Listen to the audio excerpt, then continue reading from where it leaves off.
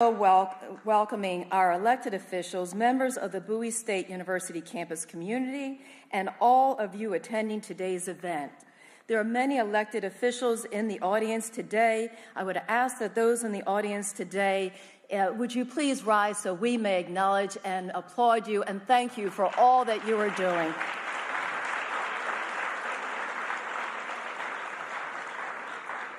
We are also welcoming back to Bowie State University our Congressman Hoyer, who you will hear from shortly, but give him a rousing round of applause right now. We also welcome our new Governor Wes Moore, who will also be greeting you. Please give him a big BSU round of applause. We thank them both and all for all of their support. And I would also like to acknowledge and thank the Biden-Harris administration for their support of our HBCUs. BSU, for over 150 years, has prepared students to contribute to the workforce and to their communities, enriching the fabric of our nation. And we are so very proud to be part of the economic engine of this region, generating $234 million in economic benefit, according to one study at the University of Georgia. Did you hear me? $234 million of economic benefit. And our HBCUs have seen our graduates achieve greater upward socioeconomic mobility in our society. And in addition to educating students across 50 undergraduate, graduate, and certificate programs, today BSU uniquely prepares our students through experiential learning with our partners and through our focus on graduating every student with an entrepreneurial mindset.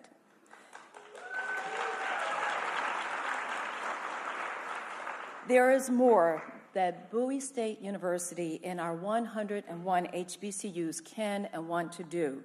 And that is why partnerships, government support, and more comprehensive approaches to higher education are so valuable to our graduates and to the communities that they serve. And so again, it is my privilege and my honor to welcome you here to Bowie State University. Thank you everyone for coming out today, and welcome to BSU. Thank you.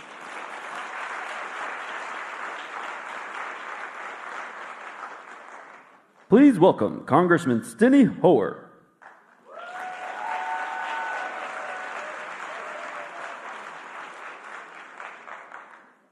Good afternoon.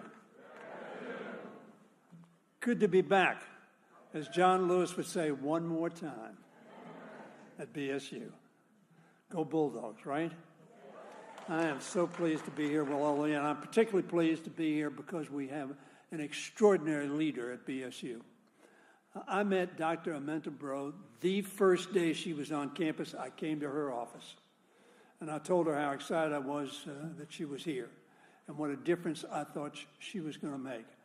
Now, I've been working with BSU for a long time. Some of you maybe hardly any of you are old enough to remember Sam Myers, who was president of this university in 1967 when I went to the state senate. This is a great institution, and this is a great program, and that's why the Vice President of the United States is visiting with us, and that's why Governor Wes Moore is going to be speaking to you right after I shut up. Won't be too long, Governor. Secretary Hud was going to be here, wanted to be here, but she was unavoidably detained. But the governor and Dr. Bro and I, you're going to hear from Kashawn Thompson in a little bit, and we just heard her story about how Head Start made a difference and how help with housing has made such a difference in her family's life. That's why we're here. So good afternoon. Affordable housing and home ownership are integral to building a stronger, more equitable economy. That's what Wes Moore talked about during this campaign. He inspired people and inspires people, and he has a vision, as does Joe Biden and as does Kamala Harris, our vice president, as you will hear.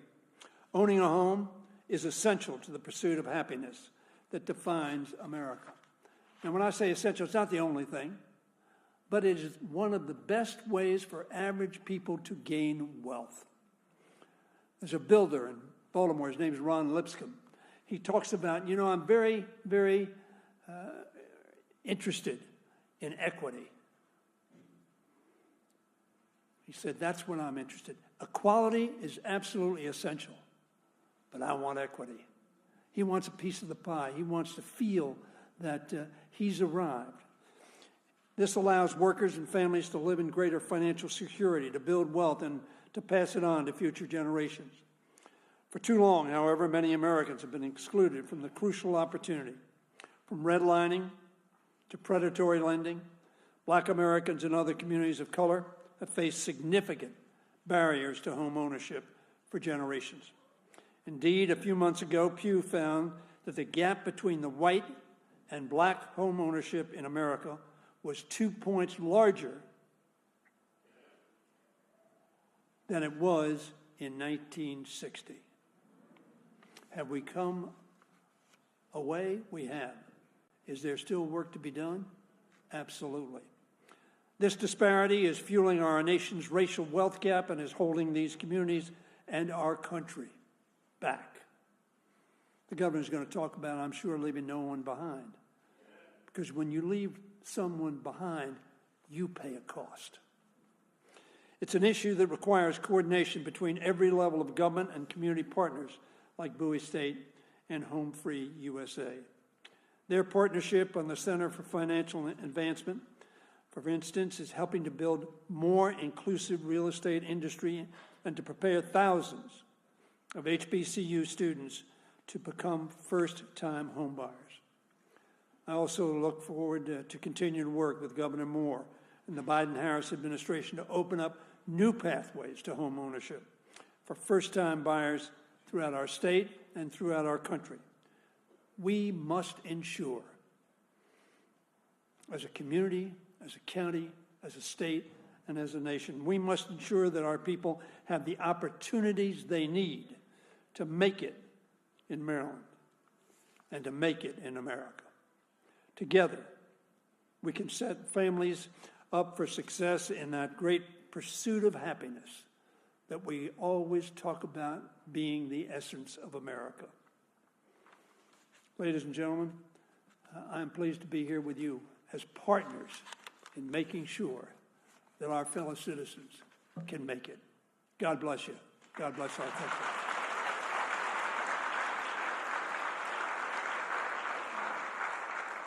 Please welcome Governor Wes Moore.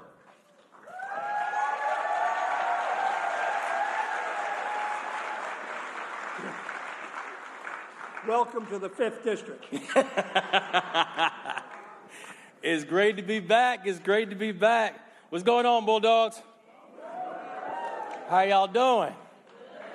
It is wonderful to be with you here today, and as always, it is great being in the 5th District with our forever leader, Steny Hoyer. Leader, we are grateful for not just who you are, but for everything that you continue to do for each and every one of us. And it is great to be here in a university with our remarkable leader, Dr. Bro. I am, when you look at all the things that are happening here, Bowie, these things don't happen just because, right? Progress is not inevitable. Things don't just move because we let time go by. They move because of leadership. They move because of urgency. And they move because we have leaders who move with a sense of vision and a sense of purpose, and frankly, a sense of understanding that nothing is permanent, that all progress must be fought for. And that's exactly what we have here at this amazing university. So bless you, Dr. Bro, and thank you for your leadership.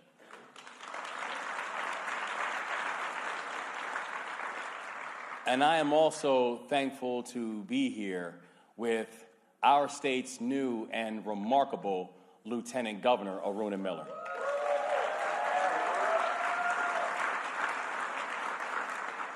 I tell you, working with Lieutenant Governor Miller is a joy, because this is someone who has devoted her entire life to public service. And to now watch her in this capacity fills my heart. And I'm so thankful to have her as a partner in this work. And so bless you, Aruna, and thank you for all you do. And I tell you what, y'all, how nice is it to have a partner like we have in the Biden-Harris administration here in the state of Maryland? So listen to this. You know, this is the third time in 3 weeks that either the president or the vice president has been to the state of Maryland. Third time in 3 weeks. We about to start charging people taxes.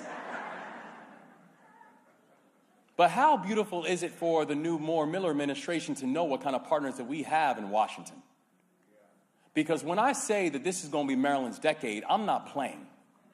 And I also know in order for this to be Maryland's decade, we've got to have the right partners in Washington helping to forge that path, and I am here to tell you that we do. And it is great to have the Vice President back here in the state of Maryland in this moment to talk about this issue.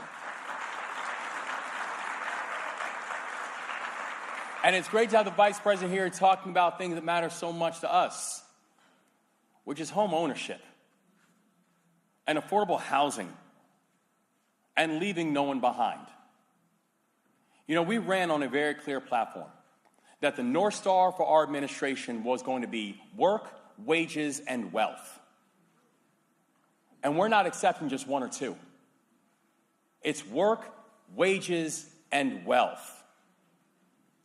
And if you see the way that we have moved just in these first weeks, we show that if we said it, we meant it. And when it comes to work, it means opening up pathways for people to have an opportunity to be able to support not just them and their families, but for future generations. And it's the reason why we push for things like having a service year option for all high school graduates in the bill that is the SERVE Act that's in the legislature right now. And I see many legislatures who are in the House tonight. And we are urging and thankful for your support in making this happen, because this is going to create core pathways for our young people to be involved in the idea and the growth mindset of work. That we believe deeply in being able to remove the barriers that are keeping people out of the workforce. And that includes both our returning citizens who are coming back home and those who are recently incarcerated. And that also means reducing the amount of restrictions they had. For example, while we have some of the best institutions of higher education in the country here in the state of Maryland, to include where I'm standing right now, we need to, let me say it again, to include where I'm standing right now. We also need to end this myth that every single one of our young people need to attend one in order to be successful.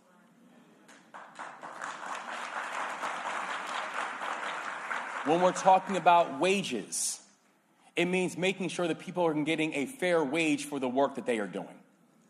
And it's the reason that we are pushing legislation right now to ensure not just are we accelerating the $15 minimum wage, but we're also pegging it to inflation, because gone should be the days when we have people who are working jobs, in some cases multiple jobs, and still living at or below a poverty line.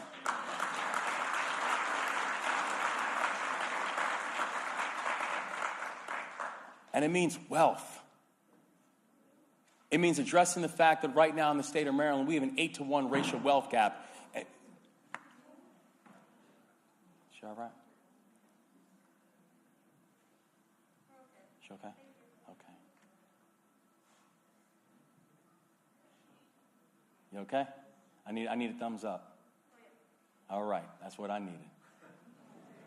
Glad you're all right.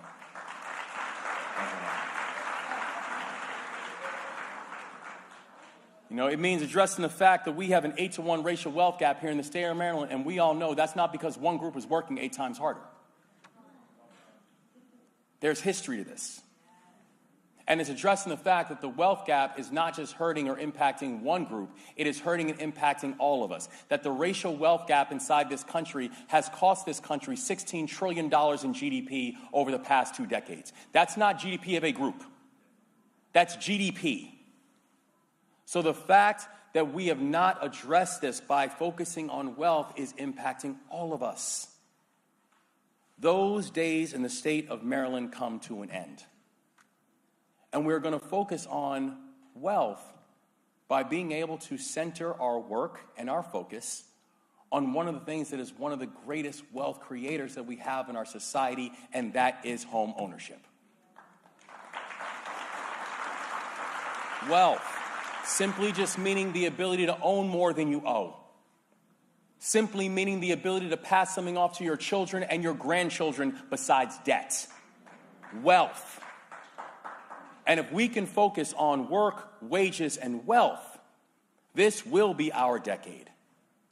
And that's the power of today. That's the power of this work. That's the power of the Vice President being here today to celebrate and talk about the work that's happening right now in Washington and how it's benefiting the people of the state of Maryland.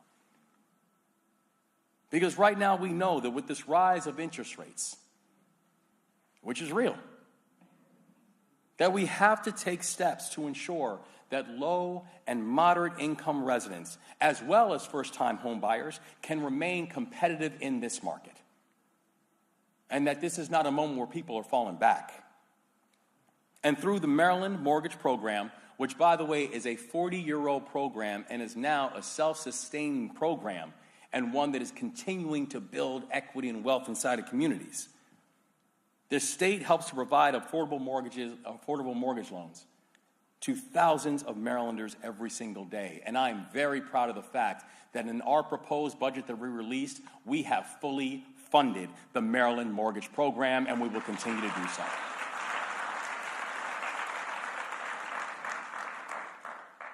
That this rate cut will mean the cost of borrowing will be even lower for Marylanders, and this will reduce another barrier that we continue to have for people to have the ability to be able to own homes. And just in the past 3 years, it has averaged more than $1 billion in mortgage loans annually. This last fiscal year, the state provided loans to over 3,300 home-buying Marylanders. Administered through the Maryland Department of Housing and Community Development, and I know our Secretary of DHCD, Jake Day, is here somewhere. I want to thank him for his leadership and stuff. There he is. Hey, Secretary Day, who's doing a remarkable job already. You talk about hitting the ground running. This man is hitting the ground sprinting. And we are grateful. Because this program also offers down payment assistance as well as closing cost assistance, which have been some of the biggest barriers for people to be able to enter into home buying markets. As well, by the way, as student debt relief for first-time home buyers.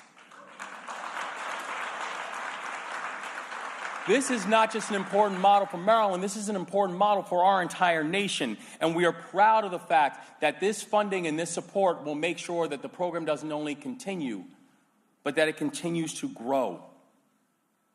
And another example that we continue to see is Homeownership Works, which is a program that is funded in our proposed budget to ensure that we are a leader in innovative solutions to make housing more affordable.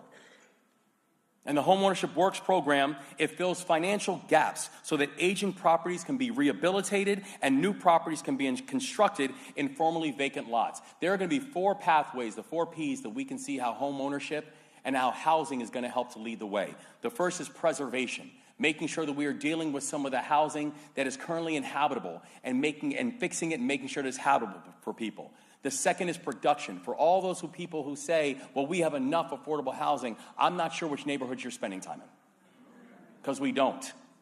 And we're going to focus on producing more affordable housing. The third P is protection, and that is make sure we are doing what it takes to be able to protect our renters and those who are in their homes. And the fourth piece is pathways. How are we turning renters into owners? And people can have ownership in where they live. And the program that we're seeing right now, it's showing already initial success. Already initial success in historic Pine Street community in Cambridge on the Eastern Shore, all the way to Baltimore's Johnson Square neighborhood. This works. And we're going to invest in it. Because in order for our state to win, our state must be an ownership society. And I'm proud of the fact, the work that's happening right now with DHCD, working with partners to finance rehabilitation in vacant homes, infill construction in new homes, as well as recruit existing homeowners in need of critical home repairs, is helping to lead the way. Today is incredibly important because it symbolizes what makes our state so special. And I can tell you right now, I stand here as a prime example of what happens when people have the opportunity to use homeownership to build dreams. where I was threatened to go away, to get sent away to military school ever since I was 8 years old. I had some issues when I was coming up. My mother started threatening me when I was 8, and I'd be like, Mommy, I know I'm going to work harder. And when I was 9, she started giving me brochures. When I was 10, 11, 12, my behavior kept on getting worse. The first time, I felt handcuffs on my wrist when I was 11 years old.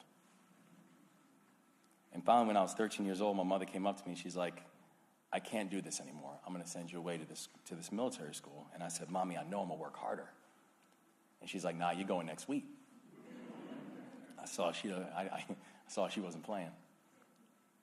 But that wasn't because the decision was easy. And it wasn't because the decision was cheap. My mother's not one to make threats and not back them up. The reason she was making threats at 8 and it took until 13 wasn't because she wasn't serious. It's because she couldn't afford it. And eventually, when she started writing to friends and asking them for support, it was my grandparents who had a small home in the Bronx.